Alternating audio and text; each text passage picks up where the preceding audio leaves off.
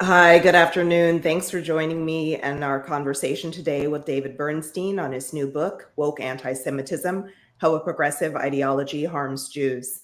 David's the founder and director of the Jewish Institute for Liberal Values, and thanks for joining us, David. Thanks for having me. Well, I feel like it's wonderful to be in conversation with you. We've never done that before, so it's wonderful. So if you can, I guess, just start by telling us a little bit about your book, Woke Antisemitism, which I finished reading actually really quickly because it was all very interesting and a good read that brought up a lot of questions. Oh, good. Can't wait to talk to you about them. So I wrote this book because I had been immersed in Jewish life as a head of different Jewish organizations and working for different Jewish organizations my entire career. I've been fighting anti-Semitism and anti-Zionism and anti-Israelism my entire career, and saw this ideology, which at one point might have been considered fringe or limited to the academic world, start to gain ground really in the late 90s, early 2000s.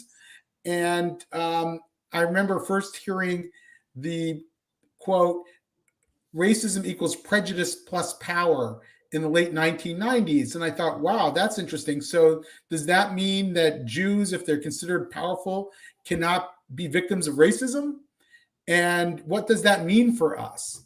And I wrote an article about it in the early 2000s that I thought should be understood by the Jewish community, that if this ideology caught on, it could be quite problematic for us. And I started to see other evidence that this ideology was catching on.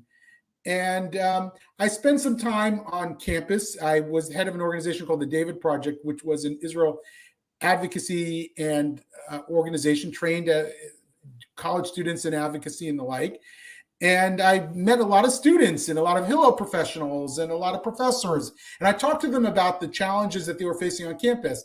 And at that time, it was about whose story was being told. And as long as your story did not eclipse anybody else's story, you had every right to tell it. And so we trained Jewish students to be better storytellers about their connection to Israel, rather than just to argue about Israel, who started the Six-Day War, or who was right in the 1948, rather to explain to people why they cared.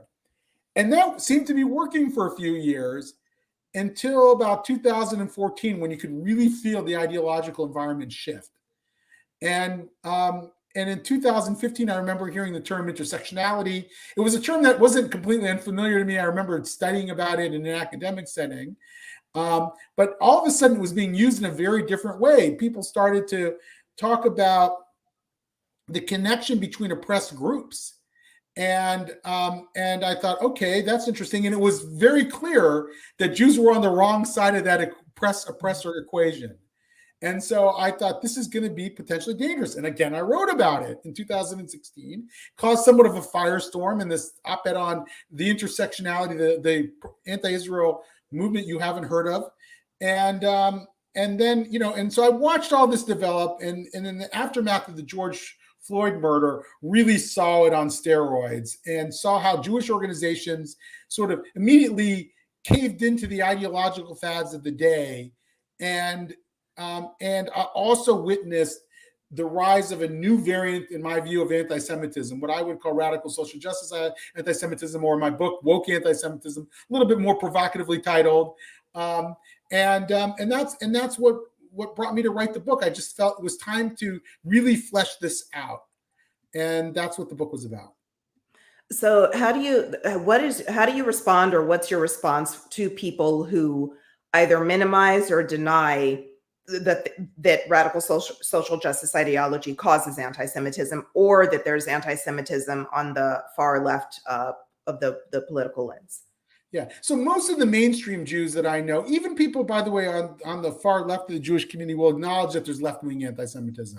Rarely are people complete denial of anti-Semitism on the left. What they don't do, generally speaking, what we're trying to get them to do, that's the mission of the Jewish Institute for Liberal Values, is to connect the dots between this rising ideology and anti-Semitism. When we talk about anti-Semitism on the far right, we don't just talk about the expression of it. We talk about its ideological underpinnings. We talk about great replacement theory that is animating so much of the far right these days. When we talk about anti-Semitism that we see in the Muslim world or by Muslims, we talk about Islamist ideology. But when we talk about anti-Semitism on the left, it's as if we're talking about a symptom with no causes. It's just the expressions of it that people talk about. And if you really can't talk about the ideological underpinnings, in a way, you're rudderless. You don't know how to position yourself in the fight to counter anti-Semitism. You don't know what coalition partners you should be working with because you don't really know what you're opposing. And that's what I think we need a wake-up call for in the Jewish community. I've been in Israel recently, and I'm going back tomorrow night, and met with a lot of Israelis who wonder what alien race has planted microchips in our brains in America. They just can't figure it out.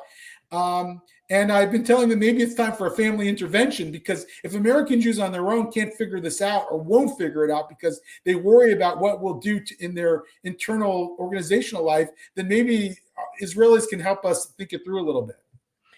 So on the topic of Israel, what, if any, impact do you think that the recent elections in Israel will have on American Jewish institutions and their response to anti-Semitism, and specifically anti-Semitism that's expressed as anti-Israel or anti-Zionist sentiment? Yeah, I mean, look, the elections in Israel complicate things. We've seen an Israeli radical and Ben Gvir get 11% of the vote. That may be a passing fad in a sense, because the recent violence in Israel tends to give rise to radical elements, and they tend to at some point lose their steam, and I'm hoping that's the case with him. But it will lead some American Jews to say, well, this anti-Zionism that we're seeing is growing out of Israel's own policies rather than as part of a sickness in America. Look, two things can be true at once. There can be more criticism of Israel because of growing radical forces in the Israeli public that one can constructively critique. And at the same time, we've got a problem on the far left, as we do on the far right, where people are becoming increasingly anti-Zionist because they're looking at the entire world through this binary oppressed versus oppressor lens, and that lends itself to a form of anti-Semitism on the left that's gaining ground. Do you see the ideology that's helping fuel far left anti-Semitism as something that's more political or social? I think it's hard to delineate between those two things. I think that our politics, the Democratic Party politics, are less dominated by this than our institutional life is. In other words, there are, of course, woke politicians, but I don't think that that's the dominant strain in the mainstream American left yet. There's not that many AOCs and Ilhan Omars yet. There are mainstream Democratic politicians who are looking over their left shoulder and wondering what to do about it, and they're changing their stance on issues like Israel because they're looking at their left flank. So that is happening. That does affect the dynamic in the Democratic Party, but I don't think that's where this primarily plays out. I think this primarily plays out in institutions, beginning in the academic life, then in the corporate world, of course, which we've seen it, then in nonprofits, where I think it has really become dominant in many nonprofits, human service organizations, and in science, which to me is very scary, and in the law, in medicine. And as we've talked about, Brandy, many times, and it feels like psychotherapy, which fundamentally are being changed because of this view that of oppressor and oppressed, and moving the locus of control away from the individual toward the system. That's very dangerous, and I think that's becoming the predominant way of looking at the world in many of these institutions. So that's where I think the primary threat lies, and it may be that politics is downstream from institutions, that we start to see this seep into our political life if we don't stem the tide soon. So, and I wonder about that, because there are a few different arguments kind of on the political and the political realm, where there's the opposition and the pro BDS and also supporting the IRA definition of working definition of anti-Semitism. So it makes me wonder if the current political landscape, or if you think the current political landscape in the U.S. is going to have any impact on how American Jewish organizations actually respond to anti-Semitism. Yeah, I'm not. Look, I think that I'm not sure it's based on where our politics are now, but rather the unavoidable encounter with Berkeley Law School and asking, okay, what's going on here? Why is the women of Berkeley Law School and Asian Pacific Islanders of Berkeley Law School joining Arab and Middle Eastern students in saying that there can be no Zionist speakers at that law school? What's going on beneath the surface? And it becomes harder and harder for American Jewish leaders to deny that there is an ideological backdrop to all this, and that the degree to which we collectively, the Jewish community, maybe in society at large, starts teaching everybody that there's a oppressed binary to what I think that we may even be fanning the flames ourselves.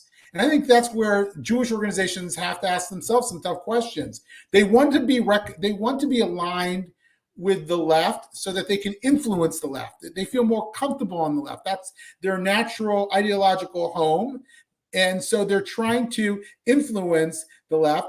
But if they're doing it by buying into woke ideology, by saying that America is a white supremacist country, for example, as you must to be part of certain kind of coalitions, if you're using that kind of language, are you really actually stopping anti-Semitism? And I don't think that enough American Jewish leaders have actually asked themselves that question, have actually had to face that dilemma in clear enough ways. I see in the chat that Joan Alvin asks, I would like to hear an assessment of ADL and Jonathan Greenblatt's effectiveness in fighting anti-Semitism, given its woke tilting lens. We've while I'm a longtime fan of the ADL, and I think the ADL does some extraordinarily important work, I've also called out the ADL more recently on their education program and how they're teaching about privilege and a hierarchy of privilege. And I've seen those materials and analyzed those materials. And I would argue that those materials, teaching people to look at the world in that way, actually fans the flames of anti-Semitism. And I've written about it and talked about it. I was very heartened that when the ADL was called out by, in this case, Fox News, in a report that they did, an expose they did, that rather than just get their back up against the wall, they put into process a strategic review. And I think that that's going to be a very credible process from what I can tell. So, Joe, I chose to be hopeful that the ADL will understand that, sure, it should go out and educate people about diversity, but it can't do so using this ideological lens. That it's got to adopt a more constructive, traditionalist approach to pluralism than this very highly ideological approach to diversity that I think the organization have sort of slouched into in recent years. And I don't think ADL's the only organization that's done that. I think you've seen it in other places. I write about the reform movement and embracing this sort of paradigm as well. And I've seen it in many other places. And I think Jewish organizational leaders have a responsibility to start to ask some tough questions about what their organizations are doing and how they're doing it. You mentioned before, we've talked about this, and you've mentioned before about the pluralism. Is it political pluralism that you've discussed as a way? Patriotic pluralism. Patriotic pluralism. Can you talk about that a little bit and the impact you think it may have on woke anti-Semitism? Yeah. So one of the things that I think that all of the ills sort of emerge from this ideology or multiple ideologies that we're seeing in our society today. In the early, if none of us were around in the early part of the 20th century, but that was a deeply ideological age where, Marxism and fascism and other ideologies, capitalism in its purest forms were the name of the day.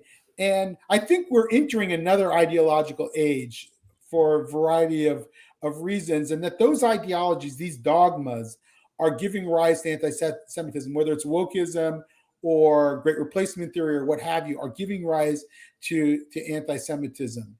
And that part of it is also we're losing our sense of self as Americans and what we stand for.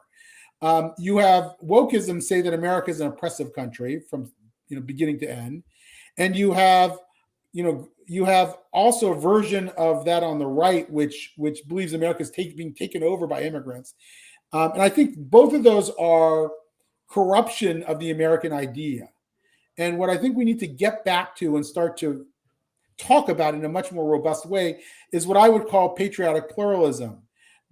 The right tends to be patriotic, but not very pluralistic. The left tends to be pluralistic, but not very patriotic. I know those are both generalizations, but I think what we have to start to do is bring together those two strains, patriotism and pluralism, and start talking about how our commitment as Americans to being a great nation that also happens to be pluralistic.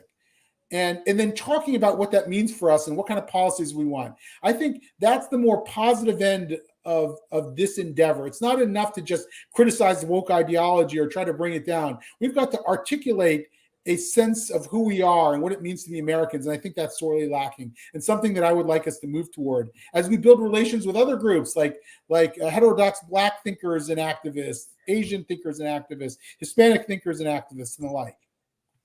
So somebody, Mark Friedman is asking, would you include the anti-Semitism emerging from the entertainment field in the list of woke anti-Semite groups you just enumerated? Yeah, it's a great question, Mark. And I would say that I don't think we should be too quick to put everything under the rubric of woke anti-Semitism. There may be woke dimensions to it, but I don't like when I hear from Kyrie, sounds much more like the traditional white supremacist version of anti-Semitism than it does like woke anti-Semitism, which draws upon the language of privilege and the like, and equity and so forth. I think, and I think we're just trying to figure it all out. I think we're seeing another variant of anti-Semitism, which has been around, but maybe becoming more coherent, like these other forms.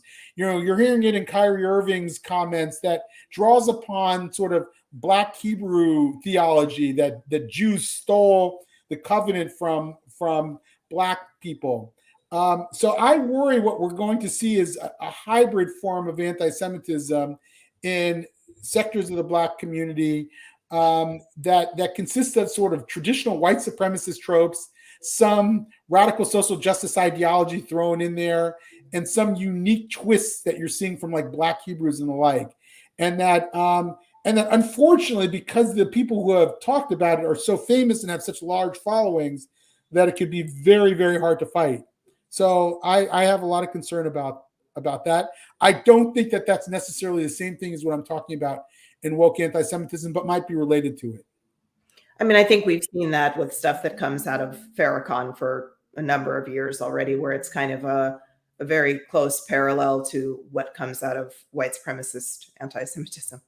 Right. Absolutely. Yes. I mean, Farrakhan does not use a social justice vocabulary in describing, his feelings about an ill will toward Jews. It's just not how he expresses himself. And so I think we should make these distinctions. Someone once said, well, you're saying that Farrakhan and Jeremy Corbyn are woke anti-Semitism. And I say neither of them are actually expressions of woke anti-Semitism. They're their own distinct phenomena. I think Jeremy Corbyn is a hardcore anti-Semite who uses anti-Zionism to express his anti-Semitism.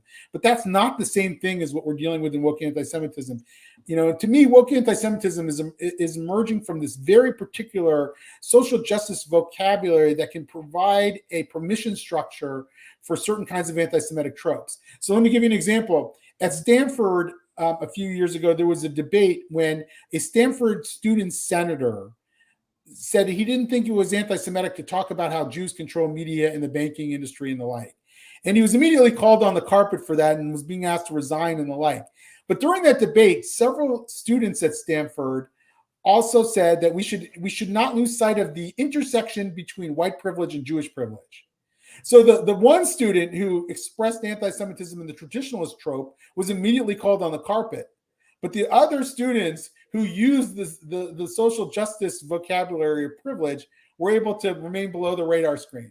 And I think that's what we're up against, where it's a lot harder to sort of to put a pin on it because it sounds a lot like social justice vocabulary that we've already grown accustomed to, but it is giving rise to a kind of anti-Semitism, and it's there for the taking for anti-Semites who want to use it as a way to defame Jews. And I think that's what we're really seeing now.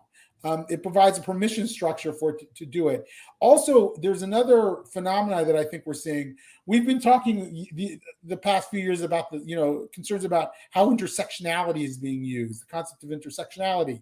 But I actually think intersectionality is being replaced by this idea of centering and decentering. So, for example, our friend Nicole Levitt, who is a domestic violence attorney in Philadelphia, when she tried to talk about anti-Semitism at her workplace in the context of a diversity, equity, inclusion conversation at work, she was censured for, in a sense, decentering anti-Blackness. We saw that also at Stanford with in a case there as well. We've seen many people say that anytime you remove the spotlight off of racism by talking about anti-Semitism, you're decentering anti-Blackness. That's not the intersectional idea. That is sort of replacing it. And I wonder to what degree the fact that the movement for Black Lives, which had that large sprawling platform several years ago that really accused Israel of genocide and so forth, is no longer doing this precisely because they're no longer willing to be intersectional, which is both bad and good. I'm glad not to be implicated in their version of intersectionality, but I'm also very concerned that they're basically saying any talk of anti-Semitism is just whining, and it's taking the spotlight off of anti-Black racism. I think that's another phenomena that we're seeing in the space of woke anti-Semitism. So is that a version of left-wing replacement theory? Like if you bring up... Right, in a sense it probably is. It's like, yeah, you're replacing us with another ideology. You're replacing yourselves as the oppressed people with and not seeing yourself as part of the problem. And you're seeing Jewish organizations and individuals mimicking this. I mean, there was a case in the Washington State Ethnic Studies where a group of Jewish scholars were talking about how Jews are complicit in white supremacy. We've seen that in some of the trainings of rabbis that we've looked at. Where people are told to, that they've gained advantage because they're white Jews. So I think that's another sub-theme of woke anti-Semitism, is this insistence that Jews are whites and that whiteness itself is a moral evil. And many Jews are sort of saying, yes, we are complicit in white supremacy, and we've got to shed our whiteness in a way. And I think that's very damaging approach, to think that we're being told that we're part of this diabolical moral evil of whiteness, and therefore to say no, we're not really white, or to say, okay, we are white, but we're going to be allies in the fight against anti-Semitism. I think the formulation that there's this category of whiteness that we belong to, and that it is self-problematic, and that whiteness itself is some kind of moral evil. I think both of those things are wrong, and that we should critique the underlying philosophy and not claim to just fight within it. I think that's one of the things that some Jewish organizations are doing wrong in the current ideological atmosphere. So by your calculation, what's pushing them to make that choice? But you mentioned in your book how you have kind of transformed your thinking from thinking, okay, I need to go kind of fight it from the framework they're using, to actually realizing that the framework is the actual problem. Yeah, it sort of took me leaving the organized Jewish community in that way and starting something new to fully come to terms with that. But there's this phrase that I used to talk about all the time when I spoke to Jewish advocates from around the country. If you're not at the table, then you're lunch. And so that was the strategic logic that led us to be at the table. We always wanted to be at the table, because if we weren't at the table, we were lunch. We were going to be the victims. The problem with that now is that there are ideological litmus tests in many of these coalitions. So even if we are at the table, we're lunch. And there's a demand that you have to accept the underlying ideology to be part of these coalitions. You have to argue now that America is a white supremacist state. You have to support the underlying ideological binary. So if you want to be part of the diversity discussion, let's say in the school system, you have to acknowledge that that we should be teaching kids to recognize and resist systems of oppression as fundamental to the school curriculum. I realize now that if we do that, we are part of an ideological framework that will continue to produce anti-Semitism, like a game of whack-a-mole, and that's not what should not be the approach that we in the Jewish community take to these current challenges. We have to understand that's a losing proposition for us in the long run. It may feel good. We may get some minor victories in the short run if we go along with it. We may be able to get them to mention Jews along with the litany of other organizations that are oppressed, but ultimately we will not be viewed as an oppressed group. We will be viewed as the oppressors. That in this ideology, any success or any group that's perceived as being above the mean is viewed as the oppressor class. And I think that in itself is problematic, and we should challenge that notion. So speaking about oppressed and an oppressor, it seems like there's this from a significant amount segment of the population to kind of be vying for that oppressed status. But my question is, what's the motivation for that? What's the benefit of being labeled oppressed? In this day and age, in this ideology, it gives you some power, it gives you voice. So, the way I define woke ideology is two core tenets. One is that oppression and bias are not just a matter of personal attitude, but are embedded in the very structures and systems of society. And the second tenet is that only those with lived experience have the qualifications and the insight to define it for the rest of society. Now, both of those things can be true. It can be true that oppression and bias are embedded in society, but it's not always true.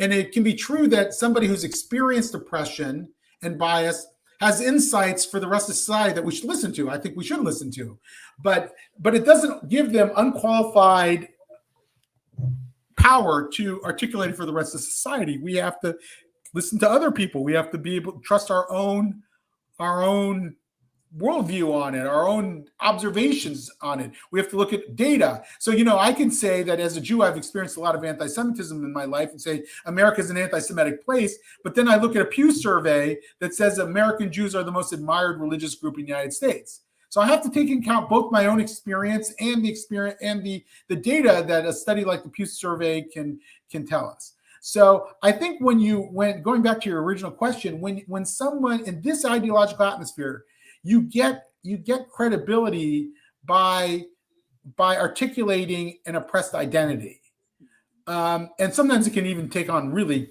crazy forms, but that's how you gain credibility in the intersectional conversation, and that's what a lot of Jews are trying to do. They're saying, okay, well, Jews are the number one victims of hate crimes according to the FBI statistics. So you have to understand us as an oppressed group, but that still goes against the grain of what the ideology tells you, which is that Jews can only be oppressed if they don't have power. And because they're on average more successful, they have power. So therefore they can't be oppressed. They can only be victimizers, not victims.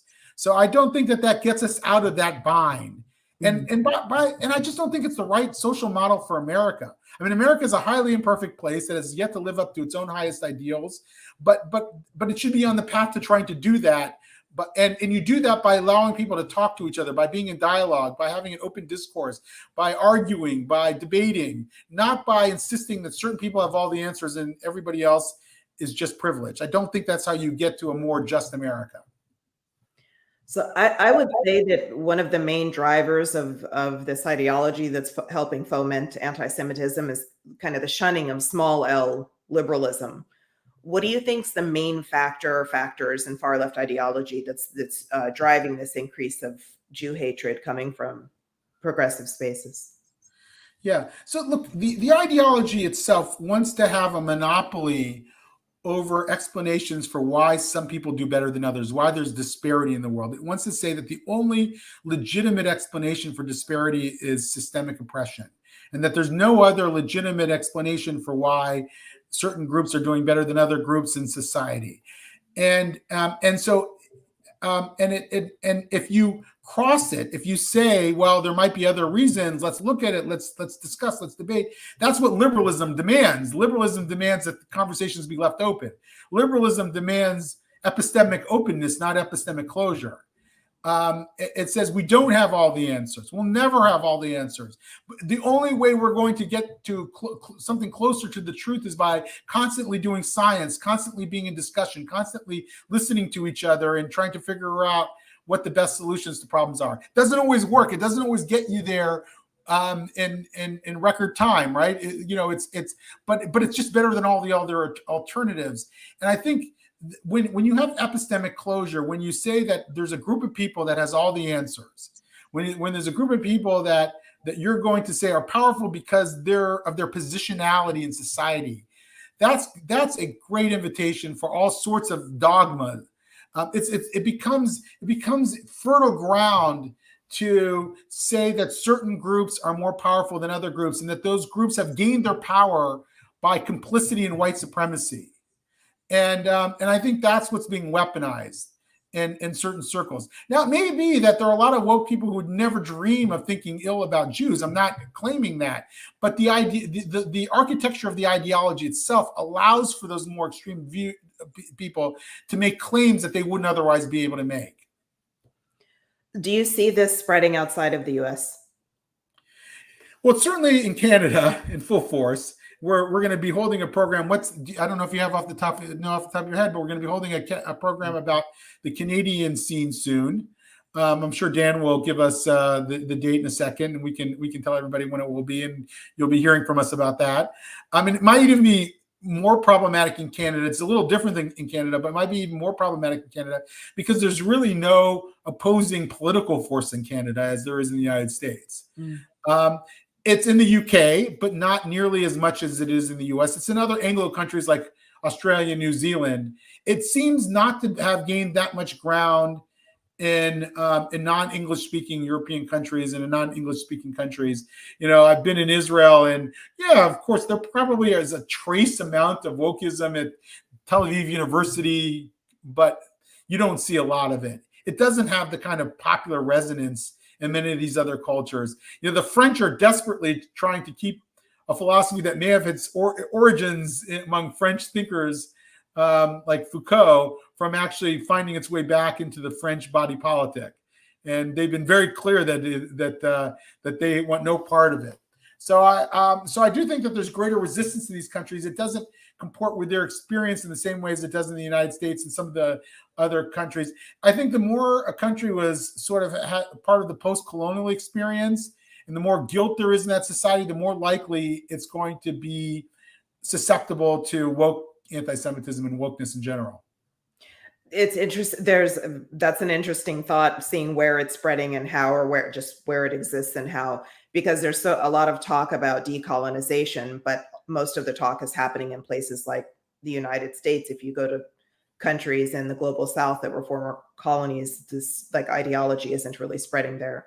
And right. Somebody, Eugene Greenstein, asked the concept of privilege, anti-racism, cancel culture, anti-colonialism are all part of the new culture of oppressive versus oppressed. This is all about a power war, or do you think it's all about a power war for the destruction of society? Yeah, look, I think that not all people on the woke spectrum are on the same place in this. I think there are people who are very well-meaning, who believe that there are still, and they're right, that there are still disparities in American society that need to be overcome, that there's still racism in many places in American society that needs to be contended with, and that this is the vocabulary they've been handed, and they're embracing. Okay, I think there's a hardcore ideologue under that really is up to no good. They may not have a vision for good in society. They just want to sort of tear down society. It's a deeply nihilistic vision for American society that they've embraced, that tries to make it impossible for people to talk to each other, that wants to change the power equation with no real vision for how people can be together. And I think that exists as well. Not everybody is in that camp, but those people sort of set the framework that everybody else is operating under. And I think that there is a danger of nihilism setting in, even from people who don't intend to be nihilistic, who just want to make society a better place. I think that they're a danger from being sort of enlisted in this enterprise that ultimately could lead society to break down. It also has ill effects in ways that maybe the hardcore ideologues understand, but not the soft core adherents. The more the left becomes binary, the more the right becomes binary as well. The more that the left claims, that the right is privileged, or the more the right will claim that the left is privileged. And I just think it leads us to a vicious cycle that makes it impossible for people to talk to each other. And really, if you really ask me, what is the main threat of woke anti-Semitism? I could talk about privilege, I could talk about equity, I could talk about all these concepts that lend themselves to anti-Semitism. But the biggest threat is sort of a larger meltdown of society, and American society becoming more illiberal, because it's in a liberal context that the Jews do not fare well. The more liberal a society is, the more open a society is, the more democratic a society is, the better Jews do. And when it goes in the other direction, that's never good for the Jewish community. So what do you think mainstream Jewish organizations should do to address kind of the pull to embrace radical social justice ideology? So first of all, they've got to connect the dots. They've got to name the ideology. There is an ideology that is fanning the flames of anti-Semitism on the left. Let's talk about it. Let's know what it is. That's hard to do. I understand. There are constituencies in every organization that sort of buy into the ideology and are probably resistant to that. But I think, leadership requires that we contend with that reality. That's number one. Number two, I think we have to ask ourselves, what is our right positioning in society? Who should be our coalition partners, and who maybe shouldn't be our coalition partners? I think the Jewish community should not pay the price of admission to progressive coalitions to the degree that they demand that we buy into the ideology. I think that that's bad for the Jewish community. It doesn't comport with the American Jewish experience. I think we should look to build bridges with communities that want to stand up for democratic values. And if you look at the structure of public opinion, I mean, overwhelmingly, almost every ethnic community, every minority community, every immigrant community buys into the American dream. They don't believe America is an oppressed society. You can look at public surveys of the Black community, and it is remarkably diverse. I mean, all I have to do is cite one statistic that 62% of Black Americans are critical of affirmative action in higher education. Now, I'm not saying that's a good thing or a bad thing. It just is. It just speaks to the level of diversity that exists in the ranks of the Black community. You see this in the Hispanic community. You see this in the Asian American community. There's evidence that that Asian community in New York has become Republican recently, probably because some of these issues around meritocracy. Again, I think that the American Jewish community has to recognize the true nature of diversity and not be stuck on a sort of a carefully curated version of diversity that's mostly woke in nature and engage with that. I don't think that's in our interest. There are a lot of ethnic leaders, a lot of new voices that are coming onto the scene. We've got to get to know those people. Those are our new friends. They're not ideologues. They don't like right-wing extremism. They don't like left-wing extremism. These are people who instinctively buy into patriotic pluralism. Those are our friends. Let's build up those relationships up as a bulwark against anti-Semitism and extremism from both ends of the political spectrum. That's what I think the American Jewish community does. But it's got to start with sort of a recognition of the problem. Mm-hmm. We are facing a kind of anti-Semitism from in our own ideological backyard on the American left, and we've got to deal with it if we're going to be effective. We've got to recognize it.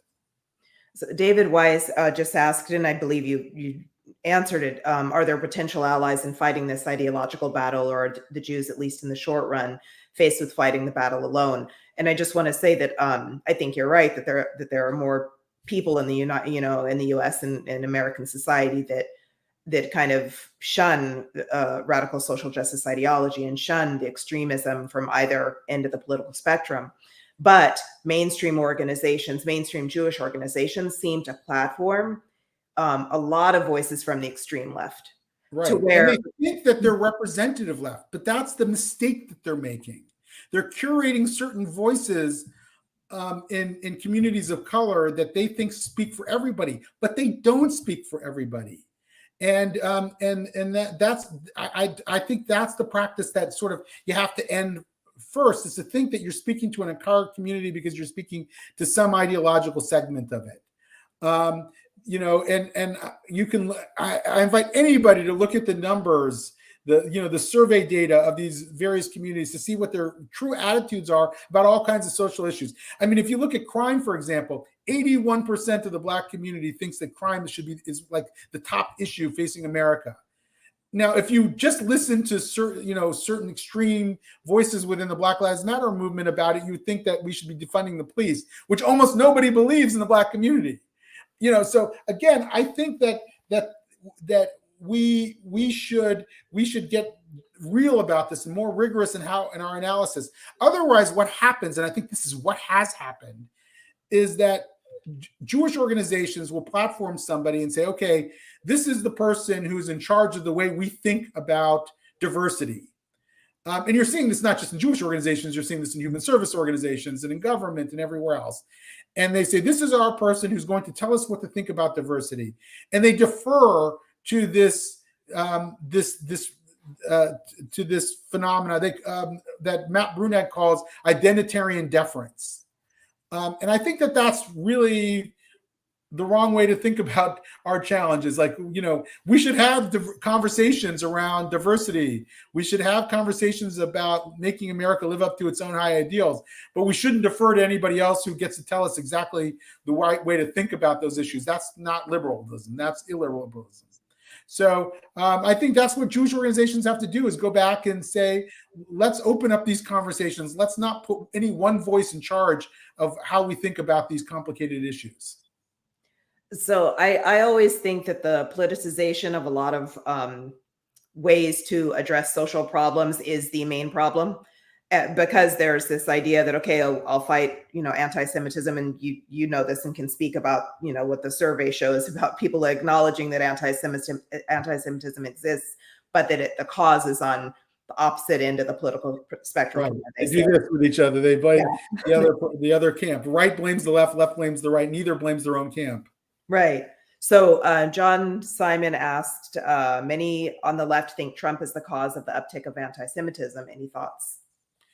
Look, I mean, whenever you have a polarizing figure on the right, you're likely to see more reaction on the left. I think polarization is bad, whether it comes from the right or from the left, and they feed on each other. So I don't think that's the cause. I think this ideology exists independent of Trump. I think it probably got intensified during the Trump years, but it clearly had a life of its own before Trump was ever elected, and clearly has a life of its own after Trump left office. So I don't believe that you can just pin this on any one actor or one party.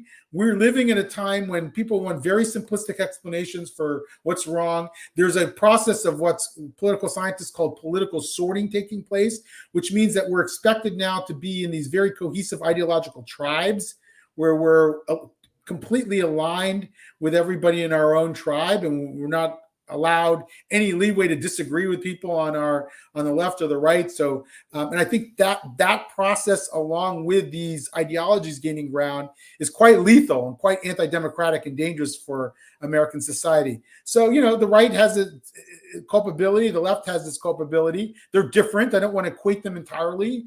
The threats are different. Jonathan Greenblatt from the ADL likes to say that anti-Semitism on the right is like a hurricane, and anti-Semitism on the left is like climate change, that is slower moving. I think that's a completely apt analogy. However, I want to ask those who say that, what are the CO2 emissions causing the climate change on the left?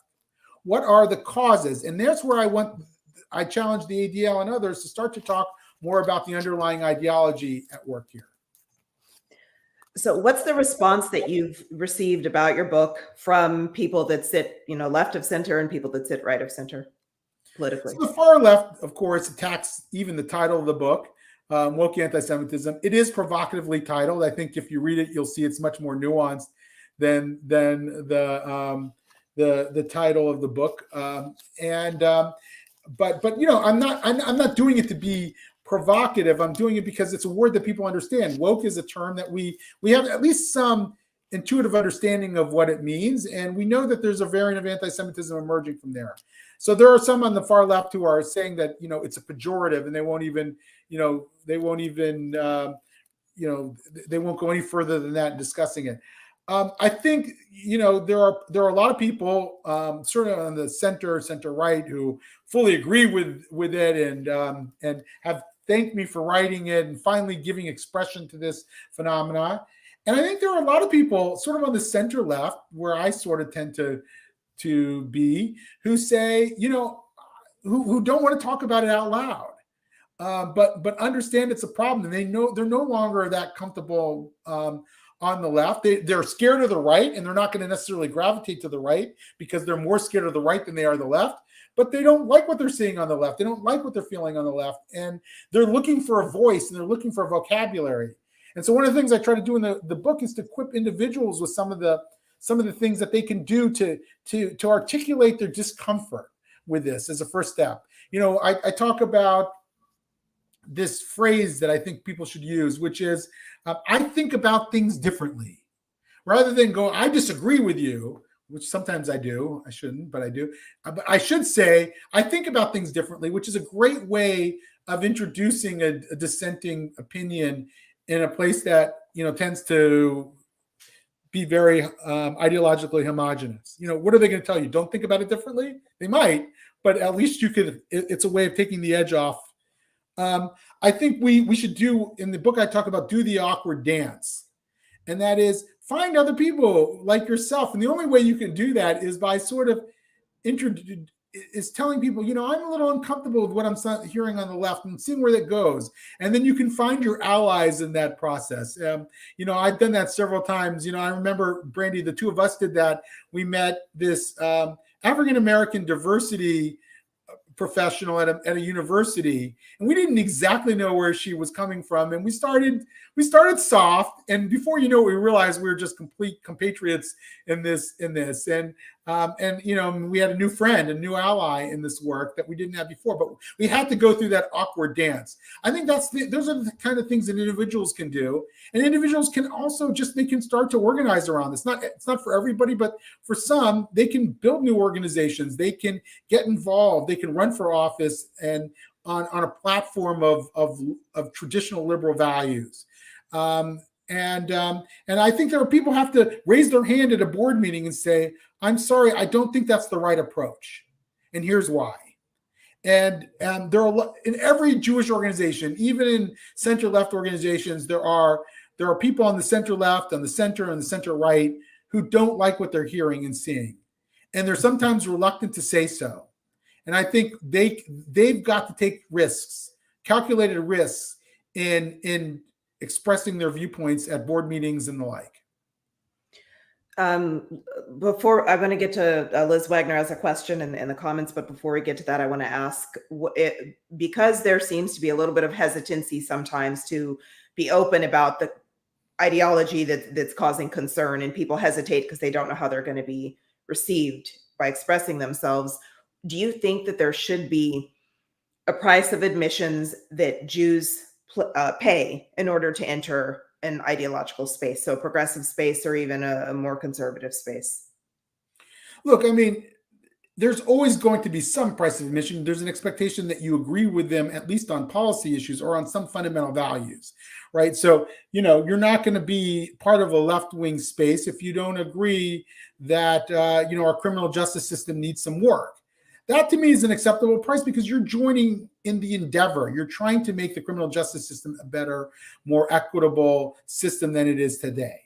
But as soon as you say, must you agree that America is a white supremacist state to be part of this criminal justice system?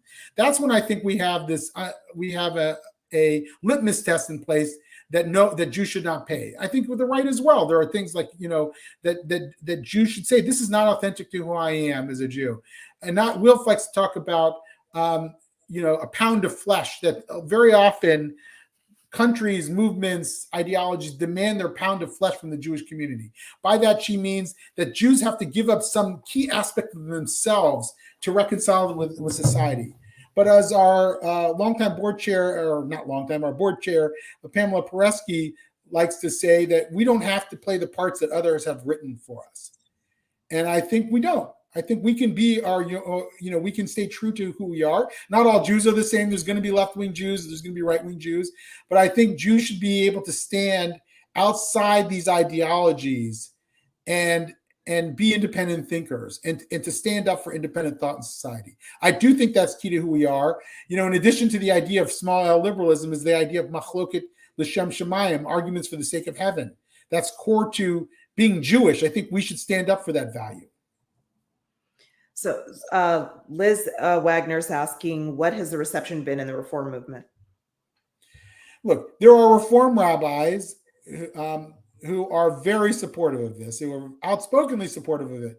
I was very delighted that one of the reform rabbis of the largest synagogues in the United States, Rabbi Amiel Hirsch, wrote a lovely blurb that's in it. So these are people who I think are very willing to stand up for liberal values. I think there are other key forces in the reform movement that we're getting to know that also believe that there's a problem, and they want to work with us, maybe behind the scenes in it.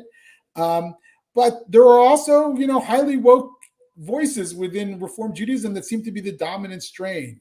When there's a training and a diversity training of clergy that asks rabbis to disrupt daily acts of whiteness, for example, I think we have a problem, and I think they have a problem that needs to be contended with. That the idea that that's become the dominant way to think about diversity within the institutional reform movement, to me, is quite concerning. And I think more Reform Jews who don't believe that should be the prevailing attitude of Reform Judaism need to stand up and say, I'm sorry, this is not what I want to see from my movement. We're a more diverse movement than that. We're not all on the same page. We all might stand for the idea of racial equality. That's our core value. But a very specific ideology around racial justice, that's not who we are. And I grew up in the reform movement, and that's not who I think the reform movement should fundamentally be. I think the reform movement is deeply a liberal, classical liberal movement that stands for the free expression of ideas. That's what it is and what it should be. And I think a lot of Reform Jews should reclaim that, should stand up and reclaim that version of themselves. And I'm hoping to find allies in that endeavor. So, my wheelhouse is education. So I'm very curious what you think the impact of woke anti-Semitism is having in education, and not just higher ed, but also K through 12 education. Yeah, look, I think it's really, really problematic. My kids' schools, this is in Montgomery County Public Schools in Montgomery County, Maryland, area, suburban Washington, is undergoing an anti-racist audit. And the anti-racist audit has already recommended that the social studies curriculum teach kids to recognize and resist systems of oppression. Now, there's nothing wrong with recognizing and resisting systems of oppression, but what this says, and the way that this tends to play out, is that teachers know exactly what is a system of oppression and what's not, and they're going to teach our kids to think in these very binary terms. And you don't have to teach about Jews in Israel in that context to know that you're conditioning kids to think about the world in a very binary way, and that they're going to naturally apply to Jews in Israel. So I think it's conditioning people to anti-Semitism. It's deeply liberal in that it insists on knowing exactly why we have problems the way we do. And I don't think it's the right pedagogy for our nation. And I think people have to stand up for it. Now, in standing up for it, some people go too far, and some people, scream down others, or, try to, or make threatening remarks by email to school board members. That's not the right way to do it. The right way to do it, in my view, is also not to impose legislation that prevents teachers from teaching. I think what we have to do is we have to contest the curriculum if it's being officially changed in the school board level, and we have to stand up for liberal values in education.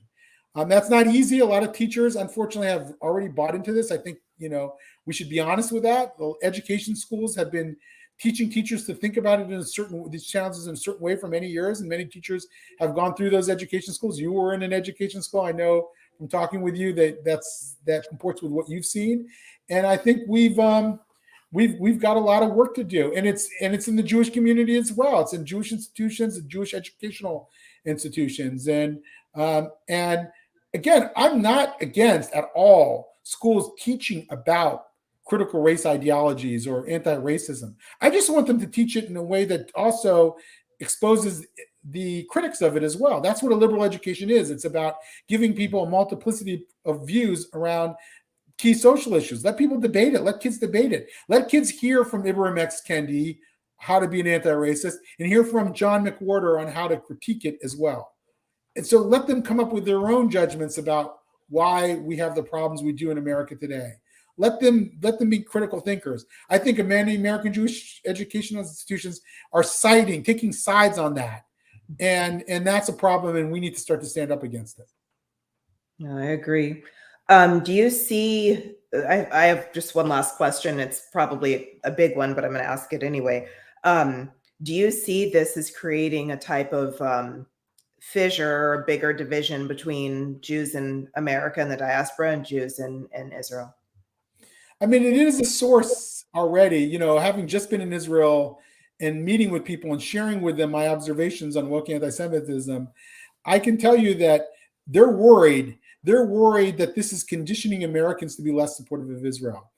We did that poll that we told you about, and you can look at it. You can look it up on the JILV website. Dana, please post it. It's jilv.org/poll, and you can look at the results.